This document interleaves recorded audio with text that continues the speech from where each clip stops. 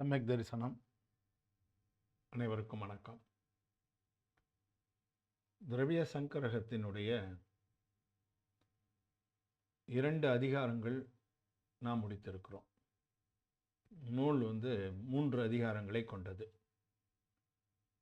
நேமிச்சந்திர சித்தாந்த சக்கரவர்த்தியால் எழுதப்பட்டுள்ள பொருள் விளக்க சுருக்கம் என்று தமிழிலே பொருள் கூறக்கூடிய திரவிய சங்கரகம். சங்கரகம் என்றால் சுருக்கமாக கூறுதல். திரவியம் தெரியும் நமக்கு. அந்த இயல்புகளை, அவற்றினுடைய விவரங்களை நமக்கு மிக சுருக்கமான காதைகளிலே கூறியிருக்கிற நூல் என்று சொன்னால் அது திரவிய சங்கரகம். பார்த்தோம். அதிலே முதல் அதிகாரத்திலே நமக்கு பஞ்ச அத்திகாயங்கள் மற்றும் அந்த 6 திரவியங்களை குறித்து நமக்கு தெரிவித்தார். 2வது அதிகாரத்திலே தத்துவங்கள் மற்றும் நவ பதார்த்தங்கள், அதாவது 7 தத்துவங்கள் மற்றும் 9 பதார்த்தங்கள் குறித்து நமக்கு தெரிவித்தார். அவைதான் சமணத்திலே நாம் தெரிந்து கொள்ளக்கூடிய அடிப்படை கூறுகள் என்பதனை நாம் புரிந்து கொள்கிறோம். ஏன்னு கேட்டிங்கன்னா, இவை இல்லாமல் நாம் சமணத்தினுடைய கருத்துக்களை புரிந்து கொள்ளவே இயலாது. நம்ம வடமொழியிலே குந்தகுந்தர் அவற்றைத்தான் நமக்கு தெரிவித்திருக்கிறார். பஞ்சாஸ்திகாயம், அந்த பஞ்சாஸ்திகாய நூலிலேயே 6 திரவியங்கள் குறித்தும் நமக்கு விவரம் தெரியும். ஆன்மாவை பற்றி மற்ற திரவியங்களையும் குறித்து மிக விரிவாக பேசுகின்ற நூல் சமயசாரம். பிரவச்சனசாரம் என்பது மிகவும் நிச்சய நயத்திலே எழுந்திருக்கின்ற நூல்.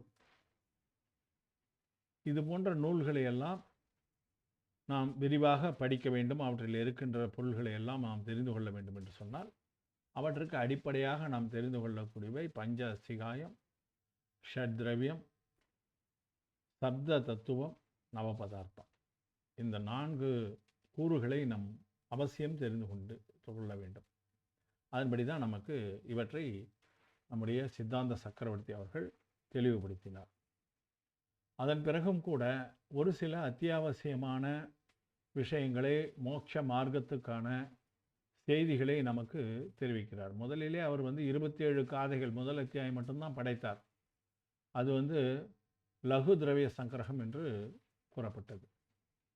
அதன் பிறகு மற்ற அத்தியாயங்களையும் சேர்த்து 58 காதைகளாக கொடுத்திருக்கிறார். இதில் நம்ம பார்த்தது 38ஆம் காதை முடிய 2வது அத்தியாயம் முடிஞ்சிடுச்சு. 39ஆம் காதையிலிருந்து 3வது அத்தியாயம் துவங்குகிறது. இப்போ அதில் நம்ம என்ன செய்திகளை அவர் கூறுகிறார் என்பதனை நம்ம பார்க்கலாம். நம்ம பொதுவாக மோட்ச மார்க்கம் என்று சொல்லும் பொழுது அதில் 2 விதமாக இருக்கிறது என்பதனை சென்ற காதையிலேயே நாம் பார்த்தோம். சென்ற 2 பதிவுகளுக்கு முன்னால். ஒன்று விவகார மார்க்கம், இன்னொன்று நிச்சய மார்க்கம். அதிலே நமக்கு அந்த 2 விஷயங்களே அவர் சொல்லியிருந்தார். அதில் கொஞ்சம் விவரமும் நாம் பார்த்தோம். இப்போ அதில் இன்னும் கொஞ்சம் சரியான விதத்திலே நமக்கு விளக்கம் தருகிறார். மோட்ச மார்க்கம் என்றால் என்ன என்பதனை 39வது காதையில் அந்த 2 வகையான மார்க்கங்களை குறித்து நமக்கு கூறும் பொழுது, சம்மத்தம் சனநானம் சரணம் மோக்கச காரணம் ஜானேஹே வபகாரா நிச்சயதோ தத்தியமயிவோ நியவோ அப்பா. அதாவது சம்மத்தம் சனநானம் சரணம், சம்யக் திருஷ்டி, சம்யக் ஞானம், சம்யக் சாரித்திரம். இந்த 3 பற்றி தான் சொல்கிறார். நற்காட்சி, நல்ஞானம், நல்லொழுக்கம். இந்த 3 பற்றி தான் சொல்கிறார். இந்த 3ம் மோட்சத்துக்கு காரணமாக இருக்கின்றன என்பதை அறியுங்கள். ஜானே, அறிய வேண்டும். அதிலேயே கூட நம்ம முக்கியமாக அதில் தெரிந்து கொள்வது அதை 2 வகையாக இருக்கிறது. வபகாரோ நிச்சயதோ. வியவகாரம், நிச்சயம். வியவகாரம் என்றால் உலகியல் வழக்கன்படி, உலகத்திலே நாம் வாழ்ந்து கொண்டிருக்கின்ற இந்த வாழ்க்கையிலே செய்கின்ற ஒரு சில செயல்கள், அதன் மூலமாக நாம் மோட்சத்தை அடைவது வியவகாரம். நிச்சயதோ என்று சொன்னால் அது எப்படி இருக்கிறதோ அப்படியே அடைந்து கொள்வது. செயல்களை பற்றியெல்லாம் அங்கே அதுக்கெல்லாம் முக்கியத்துவம் இல்லை. தூய ஆன்மாவை அடைந்தால் அது மோட்சம், அவ்வளோதான். அதான் நிச்சயம். கர்மங்கள் அனைத்தையும் தொலைத்துவிட்டு தூய ஆன்மாவை அடைந்து விடுதல். எந்த விதமான கர்ம பிணைப்பும் இல்லாமல், வினை பிணைப்பும் இல்லாமல், எல்லா வினைகளும் 8 வினைகளும் நீங்கிய போது இருக்கின்ற அந்த தூய ஆன்மாவை அடைதல், அதுதான் நிச்சய நயம். அதை எப்படி உலகத்தில் நம்ம என்னென்ன செய்தெல்லாம் அதை அடைகிறோம் என்பது விவகார நயம். அதனால் அதை ரெண்டுத்தையும், அந்த ஆன்மாவினுடைய அப்பா என்றால் ஆன்மா, அந்த ஆன்மாவினுடைய இந்த விஷயங்களை நாம் தெரிந்து கொள்ள வேண்டும் என்று இதிலே நமக்கு தெரிவிக்கிறார். இதில் என்ன விவகாரம்னா அது செயல்கள். நிச்சய நயம் சொன்னால் அந்த உருவமாகவே மாறிவிடுவது. ஆன்மா அந்த உருவமாகவே மாறிவிடுவது. எந்த உருவமாக? நற்காட்சி, நல்ஞானம், நல்லொழுக்கம், அந்த உருவமாகவே மாறிவிடுவது. அது வேறு இது வேறு இல்லை என்ற நிலையை ஏற்படுவது நிச்சய நயம் என்று நமக்கு இதிலே தெரிவிக்கிறார். சம்யக் தரிசனம், சம்யக் ஞானம், சம்யக் சாரித்திரம் ஆகியவை மோட்சத்துக்கு காரணம். இந்த மும்மணிகளின் மயமான ஆன்மா, அதுவாகவே மாறிவிட்ட ஆன்மா நிச்சய நயத்தால் மோட்சத்துக்கு காரணம். இப்போ அந்த விவகார நயம், நிச்சய நயம் நமக்கு சொல்லியிருக்காங்க. அதில் பார்த்தீங்கன்னா இதில் சம்யக் தரிசனமும் சம்யக் ஞானமும் நிச்சய மார்க்கம். ஏனென்றால் அவை வெளியே கிடையாது. எங்கேயும் வெளி விஷயங்களில் சம்யக் தரிசனமோ சம்யக் ஞானமோ இருக்க போவதில்லை. அது ஆன்மாவோடு இரண்டரை கலந்து விட்டது, சம்யக் தரிசனம், சம்யக் ஞானம். அதனால் அந்த ரெண்டுமே நிச்சய மார்க்கம்.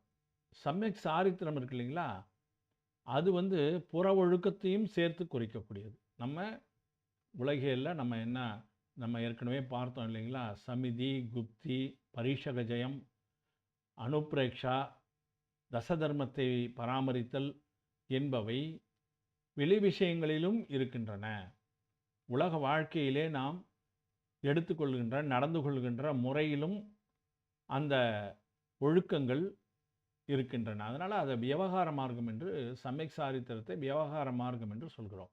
அதில் உள்ள அக விஷயமும் இருக்கிறது, ஆனால் புற விஷயங்களும் அதில் கலந்திருப்பதால் அதை விவகார மார்க்கம் என்று நாம் சொல்கிறோம். விவகாரம் என்றால் உலகியல் வாழ்க்கையிலே நாம் செய்கின்ற, மேற்கொள்கின்ற விஷயங்களை விவகாரம் என்று கூறுகிறோம். அந்த ரெண்டுத்துக்குமான வித்தியாசத்தை நாம் இதிலே தெரிந்து கொள்ள வேண்டும்.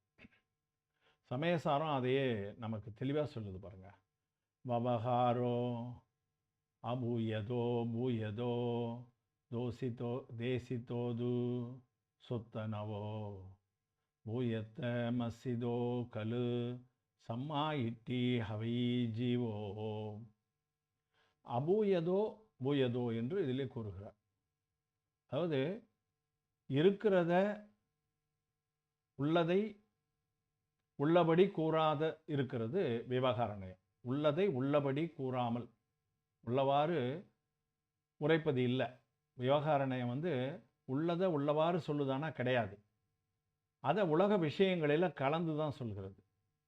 ஆனால் சுத்த நயம் என்பது உள்ளதை உள்ளவாறு உரைப்பது. ஆன்மா என்றால் என்னன்னா, ஆன்மா தான் ஆன்மா, அவ்வளோதான். இந்த விவகார நயம் அதனுடைய பண்புகளை எல்லாம் சொல்லும், ஆன்மாவுடைய பண்புகளை எல்லாம் சேர்த்து சொல்லும். அதை எப்படி நம்ம திரும்பி நிலையில் இருக்குது, அதை எப்படி நம்ம சரி செய்வது என்கின்ற அந்த உலகியல் வழக்கங்களை எல்லாம் சொல்லக்கூடியது விவகார நயம். அதுதான் அபூயதோ பூயதோ. பூயதோ என்றால் உள்ளபடி உரைப்பது கிடையாது. பூயத்தோ என்றால் உள்ளபடியே கூறுவது. அதை தான் அந்த உண்மையான சம்யக் திருஷ்டி என்று அதிலே கூறுகிறார். அதனால் உள்ளதை உள்ளவாறு உரைக்கின்ற சுத்த நயத்தை, சுத்த நயம்னா எது? நம்மளுடைய நிச்சய நயம்தான் சுத்த நயம். அந்த சுத்த நயத்தை ஏற்கும் உயிர் உண்மையில் நற்காட்சி உடையதாகிறது. அதனால் நீங்கள் எந்த உலக வழக்கம் எப்படி இருந்தாலும் அது நீங்கள் எவ்வளோ பாடுபட்டாலும் அந்த ஆன்மா தூய்மை அடைந்தால்தான் அது சுத்தநயம். அதுதான் நற்காட்சிக்கு உரியது. இதிலே ரத்னத்திரய ஆன்மா என்று இதிலே அடுத்த காதையிலே 40வது காதையிலே நமக்கு சொல்கிறார். ரத்தன திரய, திரய என்றால் 3, ரத்தனம் என்றால் தெரியும், அதுதான் மும்மணி என்று தமிழிலே நாம் சொல்கிறோம். ரயணத்தயம் ந வட்டையே அப்பானம் முயந்து அன்ன தவியம் ஹி தம்ஹா தத்திய மயவோ ஹோதி ஹுமோகச காரணம் ஆதா. ஆதா என்பது ஆன்மா என்று சொல்லக்கூடிய அந்த வார்த்தை தான். ரயணத்தயம் என்றால் ரத்தனத்திரயம், அது ந வட்டையி, அது என்னவாக இருக்காது. வட்டையின இருக்கிறது, நான் வட்டையின இருக்காது. அப்பா என்னவாக, வேறு எதில் இல்லை. ரத்தனத்திரயம் என்பது ஆன்மா என்ற திரவியத்தில் மட்டும்தான் இருக்கும். தவ்யம் ஹி, மொத்தம் 6 விதமான திரவியங்கள் நம்ம பார்த்துருக்கோம். ஜீவன், அஜீவன், தன்மம், அதன்மம், ஆகாயம், அதன் பிறகு காலம். இந்த 6 விதமான திரவியங்களிலே தவ்யம்னா திரவியம், அந்த அன்ன தவ்யம்னா வேறு திரவியம். வேறு திரவியத்தில் கிடையாது. எதில் இருக்குது? அந்த ரத்தனத்திரயம் என்பது ஆன்மாவுக்கு மட்டும்தான் இருக்கிறது, வேற இதில் கிடையாது. அதனால் தம்ஹா, அதனால் தத்திய மைவோ ஹோதிஹு மோக்கச காரணம் ஆதா, அதனால் அந்த ரத்தனத்திரயம்தான் மோட்சத்துக்கு காரணமாக ஆகிறது. அந்த மீண்டும் மீண்டும் வலியுறுத்துவது நற்காட்சி, நல்ஞானம், நல்லொழுக்கம் என்ற அந்த 3 விஷயங்களை மட்டும்தான். அதை நம்ம இதில் மறுபடியும் வலியுறுத்தி சொல்கிறார். சமயக் தரிசனம், சமயக் ஞானம், சமயக் சாரித்திரம் ஆகியவை ஆன்மாவை விட்டு வேறு பொருள்களில் இரான இருக்காது. இதில் எப்படி இருக்குதுன்னு சொன்னால், சமயக் தரிசனம், சமயக் ஞானம், சமயக் சாரித்திரம் தனித்தனியாக இருக்கிறதா என்றால் கிடையாது. அதனால தான் அதை மும்மணி என்று ஒருமைப்பாட்டிலே ஒற்றுமை, அதாவது ஒருமையில் சொல்கிறோம். மும்மணிகள் கிடையாது, மும்மணி தான். அது சேர்ந்தது தான் மும்மணி, ரத்னத்திரயம். அது எப்படிப்பட்டதுன்னா, பல பொருள்கள் கூடி பானகம் ஆவது போல் இவை 3ம் சேர்ந்திருப்பது ஆத்மஸ்வரூபம்.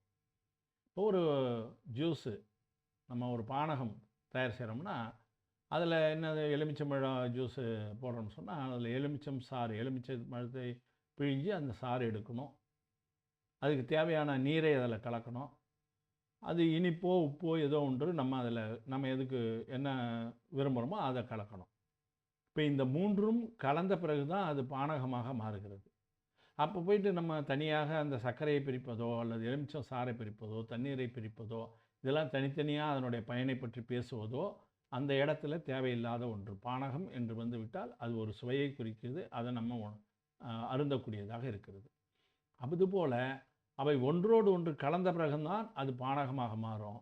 தனித்தனியாக அவற்றால் அது பானகம் என்று கூறப்படுவது கிடையாது. அதுபோல தான் இந்த சமயக் தரிசனம், சமயக் ஞானம், சமயக் சாரித்திரம் எல்லாம் ஒன்றோடு ஒன்று கலந்து மும்மணியாக ரத்னத்திரயமாக ஆகிவிடுகிறது. அதுதான் நிச்சய மோட்சத்துக்கு காரணமாக இருக்கும். அப்படி இருக்கிறவங்க தான் அந்த நிச்சய மோட்சமாக அமைகிறது என்று இதிலே நமக்கு அதில் கூறுகிறார். அதில் 41வது காதை, அடுத்த காதையில் ஜீவாதி சத்தகணம் சம்மத்தம் ரூப அப்பனோ தம் தூ துரபினிவேச விமுக்கம் நாணம் சம்மம் குஹோதி சதீஜம் ஹி. இதில் நம்ம ஏற்கனவே அறிந்த கருத்தை தான் இதில் வலியுறுத்தி சொல்கிறார். என்ன அதில் விஷயம் சொல்கிறோன்னா, ஜீவன் முதலான ஜீவன் ஆதியில் கொண்டது ஜீவாதி சத்தகணம், அவற்றின் மீது முழுமையான நம்பிக்கை வைப்பது, அதுதான் சம்மத்தம், சமயக் திருஷ்டி என்று கூறப்படுகிறது. அது அந்த மாதிரி இருக்கும் பொழுது அந்த சமயக் திருஷ்டியாக ஆன பிறகு துரபினி வேச விமுக்கம், எல்லா விதமான சந்தேகங்களை எல்லாம், மாறுபாடுகளை எல்லாம், அவற்றிலே இருக்கக்கூடிய நிச்சயமற்ற தன்மையை விலக்கிவிட்டு அதை முழுமையாக நம்பினால், துரபினி வேச விமுக்கம்னா விட்டு விடுது. அந்த துரபினி வேசன்னா அந்த மாதிரி இருக்கக்கூடிய சந்தேகம் போன்றவற்றையெல்லாம் விடுவது தான் நாணம். ஞானம் என்று நாம் புரிந்து கொள்ள வேண்டும். அதுதான் சம்யக் ஞானம். முக்கியமாக அது மட்டுமே சம்யக் ஞானமாக இருக்கும். சம்யக் திருஷ்டியாக ஆன பிறகு அதில் இருக்கக்கூடிய சந்தேகங்கள் போன்றவற்றை எல்லாம் விலக்கிவிட்டு முழுமையான நம்பிக்கை பெற்ற பிறகு நமக்கு என்ன அறிவு வருகிறதோ அதுதான் சம்யக் ஞானம், நல்லறிவு. அது இல்லாமல் சந்தேகத்தோடு இருக்கக்கூடிய அறிவு நல்லறிவு கிடையாது. அதை தான் இந்த இடத்துல குறிப்பிடுகிறார். நம்ம சம்யக் தரிசனம் என்ற நற்காட்சி குறித்து ஒரு சில விஷயங்களை முன்னாடியே பார்த்துருக்கோம். நம்ம இதில் பார்த்தீங்கன்னா ஜீவன் முதலிய தத்துவங்களில் நம்பிக்கை கொள்வது சம்யக்துவம். அது ஆன்மாவின் சொரூபம். ஆன்மாவுடைய சொரூபம் சம்யக்துவம் என்று கூறப்படுவது. சம்யக்துவம் ஏற்பட்ட பிறகு சந்தேகம், மாறுதலையான கருத்துகள், நிச்சயமின்மை இவைகளிலிருந்து நீங்கி சம்யக் ஞானம் உண்டாகிறது. அதையெல்லாம் நீக்கினால் நமக்கு சம்யக் ஞானம் உண்டாகிறது. இதை தத்துவ சூத்திரம் மிக தெளிவாக கூறுகிறது பாருங்க. 4வது தத்துவ சூத்திரத்தில் 2வது காதை. 4வது காதை அந்த தத்துவங்கள் குறித்து ஜீவா, ஆசிரவ, பந்த, சம்மர, மோக்ஷாஸ் தத்துவம், நிர்ஜர, மோக்ஷாஸ் தத்துவம் என்ற அந்த தத்துவங்களை குறிப்பது. இது 2வது நற்காட்சி குறிப்பது. தத்துவ சூத்திரத்தின் 2வது காதையில் தத்துவார்த்த ஸ்ரத்தானாம் சம்யக் தரிசனம். அதை நம்ம பிரித்து 2வது வரியில் கொடுத்துருக்கு. தத்துவார்த்த ஸ்ரத்தானம் சம்யக் தரிசனம். ஸ்ரத்தானம் முழுமையான நம்பிக்கை, அதுதான் ஸ்ரத்தானம் என்று சொல்கிறது. உறுதியான நம்பிக்கை. ஸ்ரத்தையோடு இருங்க அப்படின்னு சொன்னாலே நம்ம அது உறுதியோடு இருக்கிறது அல்லது முழு நம்பிக்கையோடு இருப்பது தான் ஸ்ரத்தனம். அந்த தத்துவார்த்தத்தின் மீது, தத்துவார்த்தம் என்றால் அந்த 4வது கதையில் சொன்னதை நான் இப்போ சொன்னேன் இல்லைங்களா? ஜீவன், அஜீவன், ஆசிரவம், பந்தம், சம்மரை, நிர்ஜரை, மோட்சம், இந்த 7 தத்துவம். அந்த தத்துவங்கள் மீது முழுமையான நம்பிக்கை வைப்பதுவே நற்காட்சி என்று நமக்கு இதிலே தத்துவ சூத்திரம் கூறுகிறது. அப்போ அந்த நற்காட்சி பற்றி நம்ம முதல்ல கூட விவரமாக பார்த்துட்டோம். இருந்தாலும் இப்போ நினைவுபடுத்துவதற்காக இதனை நாம் கூறியிருக்கிறோம். அதனால் இந்த முதல் 3 காதைகளிலே நமக்கு மோட்ச மார்க்கமும் சம்யக் தரிசனம், சம்யக் ஞானம் ஆகியவற்றை குறித்தும் நமக்கு எடுத்து கூறியிருக்கிறார். அடுத்து வருகின்ற காதைகளிலே அவர் என்ன தெரிவிக்கிறார் என்பதனை நம்ம வருகின்ற பதிவுகளிலே பார்க்கலாம் என கூறி வாய்ப்புக்கு நன்றி கூறி முடித்துக் கொள்கிறேன். நேற்றைய தினம் பதிவுகள் செய்ய முடியாமல் நேற்றைய தினம் ஒரு வெளியே சென்று தான் பதிவு செய்யலை. அதனால் ஒரு நாள் கேப்பு.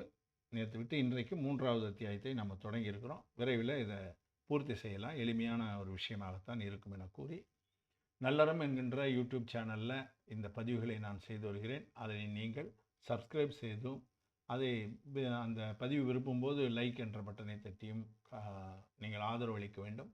அதே நேரத்தில் உங்களிடம் இருக்கின்ற வினா மற்றும் விமர்சனங்களை கமெண்ட் பிரிவிலே நீங்கள் பதிவு செய்தால் அதனை பார்த்து அதற்கு ஏற்படும் பதிவுகளை மேற்கொள்ளலாம் என கூறி இந்த வாய்ப்புக்கு நன்றி கூறி முடித்துக் கொள்கிறேன். வாட்ஸ்அப்லேயும் அந்த குரல் பதிவாக பதிகிறேன் என்பதனை கூறி அனைவருக்கும் நன்றி. ஜெய் ஜினேந்திரா. இளங்கோ திருமொழி, திண்டிவனம்.